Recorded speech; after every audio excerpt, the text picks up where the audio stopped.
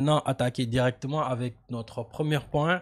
Coach Jeff, vous êtes au courant que Habibé a été limogé Oui, de son poste? malheureusement, oui, Bon, malheureusement. ça faisait des rumeurs depuis un moment. On parlait même de son limogeage il y a 2 mois de cela. C'est ça, c'est Et ça. il a réussi à remonter la pente avec 4 victoires d'affilée à l'époque, qui a fait revenir le Stade de Rennes Mm. à la 5e place à Sixième, l'époque. c'est vrai, Aujourd'hui, ils sont présentement. 6e. Mhm. Donc voilà. Est-ce que pour vous, c'est une décision purement sportive ou bien il y a quelques débats politiques en coulisses? Bon, maintenant, bon, moi, je ne parle toujours que de sport, hein. Mhm. Politiquement, je suis out, mais sur le plan sportif, il fallait s'y attendre un petit peu. Malheureusement, Abibay avec l'équipe de Rennes, pour l'instant, n'est pas constant. Et je pense que les propriétaires de ce club ont des attentes précises par rapport à lui. Mais malheureusement, son manque de constance en termes de victoire, il a quand même enchaîné plusieurs défaites. Donc, du coup, Mhm. les résultats ne sont pas positifs. Et son limogeage, vu que ça avait été déjà annoncé avant, je pense que il a juste eu un petit sursis grâce aux victoires qu'il avait eues, Mhm. mais ça n'avait pas été complètement éliminé son limogeage. Et là, cette succession de défaites, Mhm. je pense que c'est a précipité ou alors a remis cette décision sur la table. Et c'est dommage pour lui parce que un limogeage d'un club, est-ce que on a la possibilité derrière de retrouver un autre club? Moi, c'est mon inquiétude. Effectivement, moi je pense que sportivement quand même ça n'a pas été au rendez-vous Mhm. comme attendu.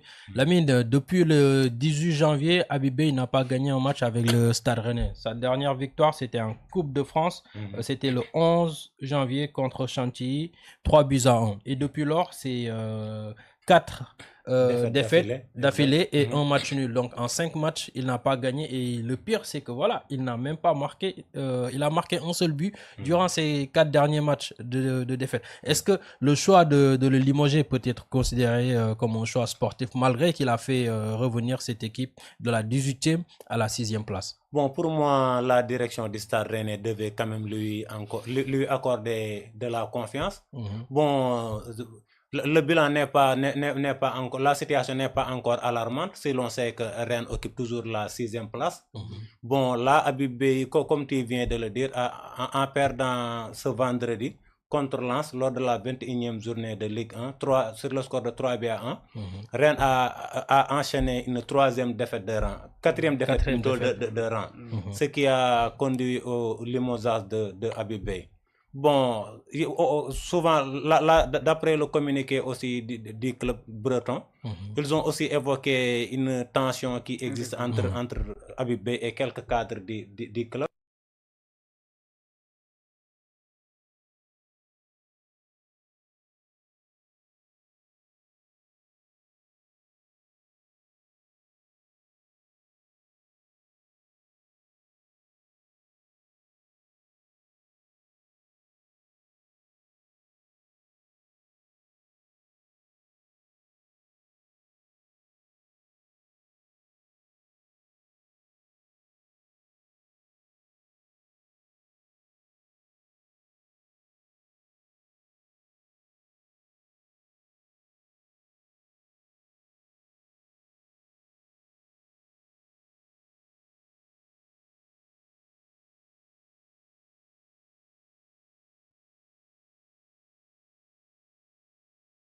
On voit même des joueurs le défenseur central, Jérémy Jacquet, qui vient d'être acheté à 65 millions par Liverpool. Et tout ça, c'est parce qu'Abibé leur a accordé du temps de jeu.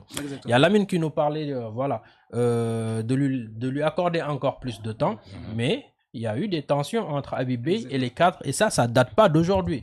On se rappelle, il y a 2 mois, il avait mis Fofana sur le banc, il avait écarté beaucoup de joueurs, des cadres qu'il jugeait non performants sur le terrain et qui créaient des problèmes. Maintenant, j'ai envie de savoir, est-ce que quand ça ne va pas avec ces cadres, c'est le coach qui doit partir, ou bien il faut trouver l'équilibre, le juste milieu, faire table rase, histoire de bien avancer dans la saison. Oui.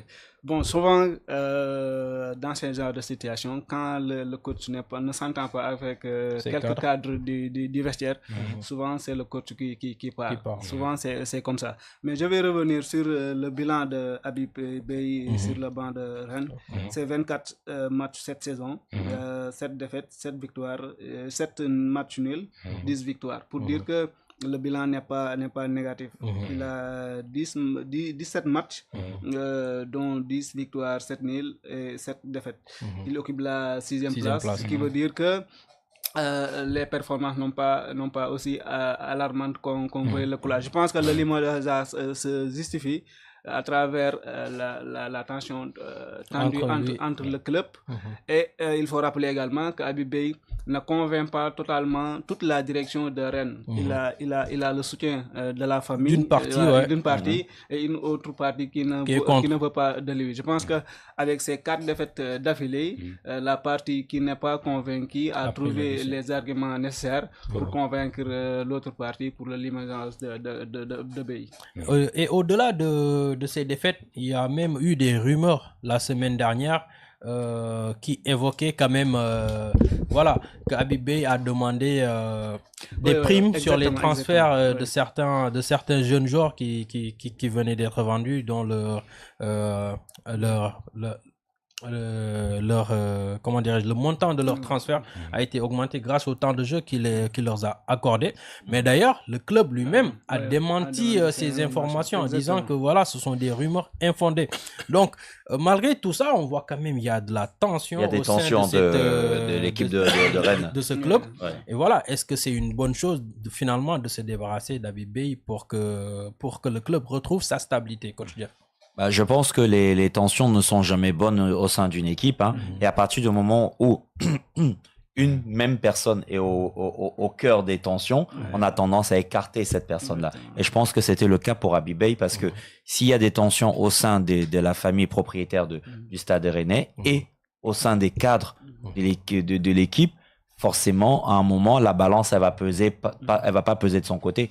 Et pour apaiser et retrouver une espèce de stabilité, d'équilibre, vaut mieux écarter l'élément gênant et malheureusement c'est Habib Beye. Exactement. Donc maintenant parlons des points de chute. Certainement comme on l'a dit, c'est un jeune coach qui vient de connaître l'élite du foot français, à savoir c'est son premier club de Ligue 1. Il était à Red Star, il a fait ses preuves là-bas. Voilà, il a fait ses preuves là-bas. Mais aujourd'hui, j'ai envie de savoir, un jeune coach qui a ce tempérament, qui a ce caractère-là, Habib Beye, il faut le souligner, il y en a même certains qui parlent d'arrogance, entre guillemets. Voilà, est-ce que ce sera facile pour lui de trouver un grand club?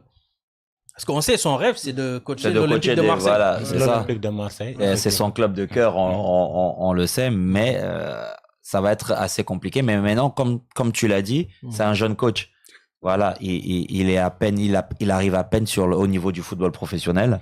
C'est vrai qu'il a eu une grosse expérience avec les Red Stars, mais là, en termes de football professionnel, il est tout nouveau et le temps peut-être lui permettra de mettre de l'eau dans son vin, comme on dit, de s'adoucir un peu et de prouver que effectivement, il a les capacités à gérer une grosse équipe et pourquoi pas un jour être sur le banc de son club de cœur. C'est ce qu'on va lui souhaiter, du moins. C'est ce qu'on va lui souhaiter. Et Lamine, j'ai envie de demander, cette expérience-là avec le Stade de Rennes, ça va lui servir, en tout cas pour sa prochaine destination, surtout sa gestion, son management avec ses joueurs, ses cadres. Ça va certainement lui servir de leçon. Peut-être dans le futur, il va s'éviter de se mettre certains cadres au dos. Exactement. Comment tu trouves ça? Bon, ça va lui servir de leçon. Bon, Habib Beye, pour son avenir, moi, je suis optimiste pour son avenir. Parce qu'Habib Beye a de la cote quand même en France. Lorsqu'il avait fait ses preuves avec Red Star en hissant le club du national à la Ligue 2, bon, lorsqu'il avait annoncé son départ, beaucoup de clubs lui faisaient les yeux doux en France pour l'enrôler. C'est un coach qui a du caractère, une forte personnalité. Il a aussi de l'expérience. Comme coach Jeff l'a dit, bon, là, pour l'instant, sûrement, il va observer une break. Bon, pour revenir beaucoup plus fort, il n'a qu'à continuer à apprendre et son heure viendra. N'oublions pas que l'année dernière, lorsqu'il avait hérité le banc du Stade Rennais, il a réussi à sauver le club d'une relégation en Ligue 2 en se classant à la 12e place. Cette situation même lui avait valu une prolongation de contrat par la suite. Justement, je vais rester sur ce point parce que voilà, on a constaté un manque de confiance de la part du Stade de Rennais. Ils ont été prudents sur les contrats qu'ils ont signés avec Habib Beye. Parce qu'au début, c'était juste 6 mois de contrat pour sauver le club de la relégation. Comme l'a si bien dit, il a pris le club à la 18e place pour le ramener à la 12e à la fin de la saison. Donc, chose qu'il a valu une prolongation. Donc voilà, cette prolongation aussi, il y avait des objectifs et tout. Et là, il était sur le bon chemin. Parce que pour rappeler, il est juste à 8 points de la 4e place. Là, il est qualificatif en Ligue Europa. Conférence. Donc voilà, j'ai envie de dire, est-ce que c'est un bon choix à ce moment de la saison de se séparer d'un coach qui t'a sauvé quand même de la relégation l'année dernière?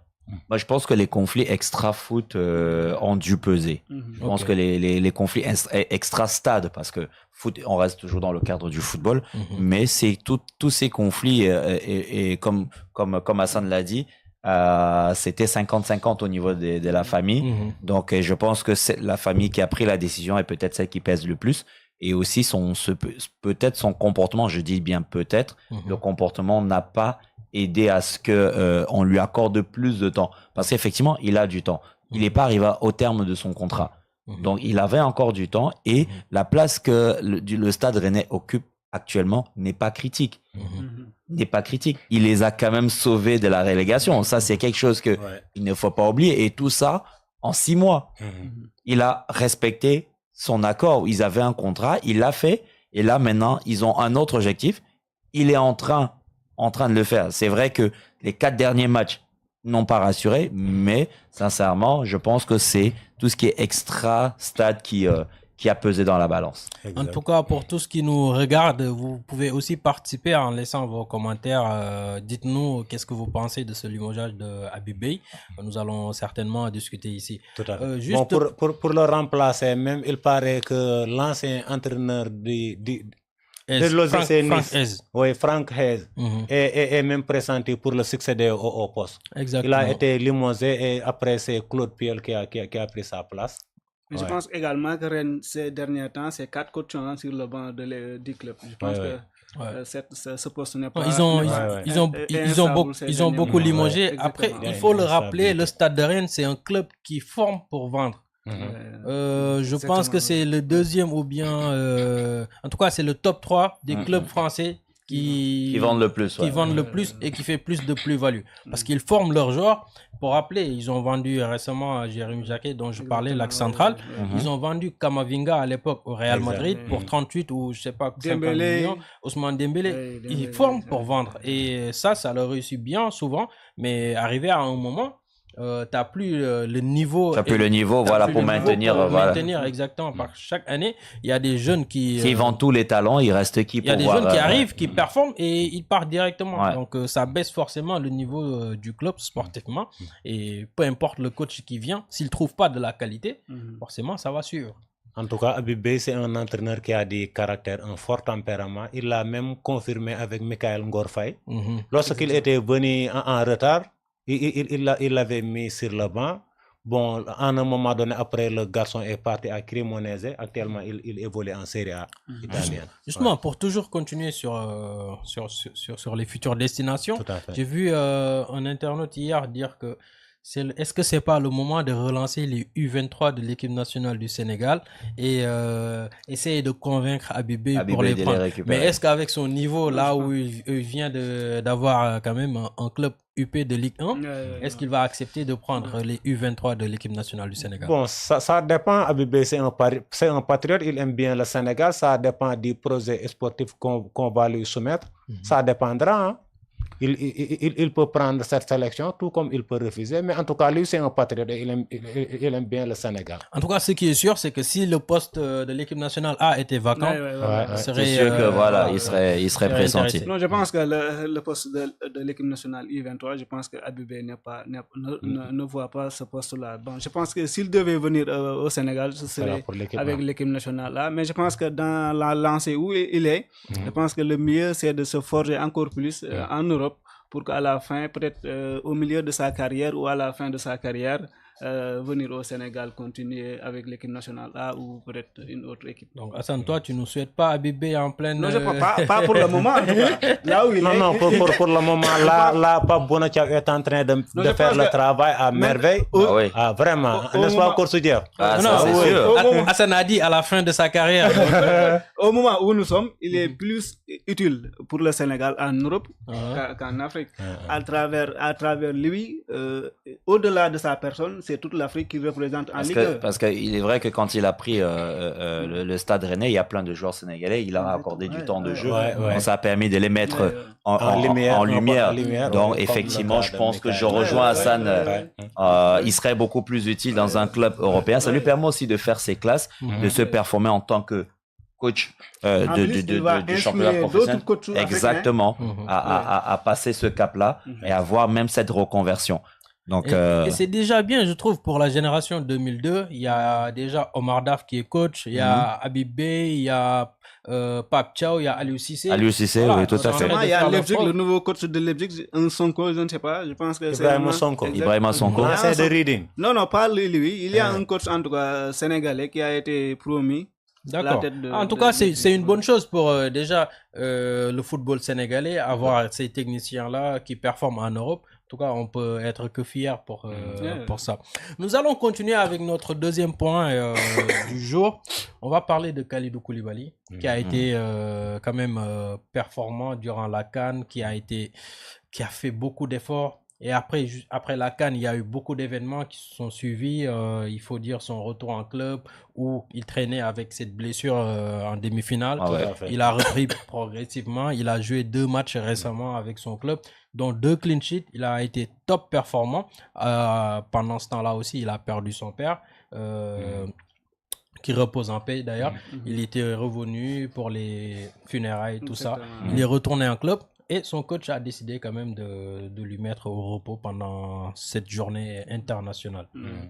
Comment vous trouvez cette décision? C'est bien de le reposer quand même après tous ses efforts. Exactement, je pense que c'est bon.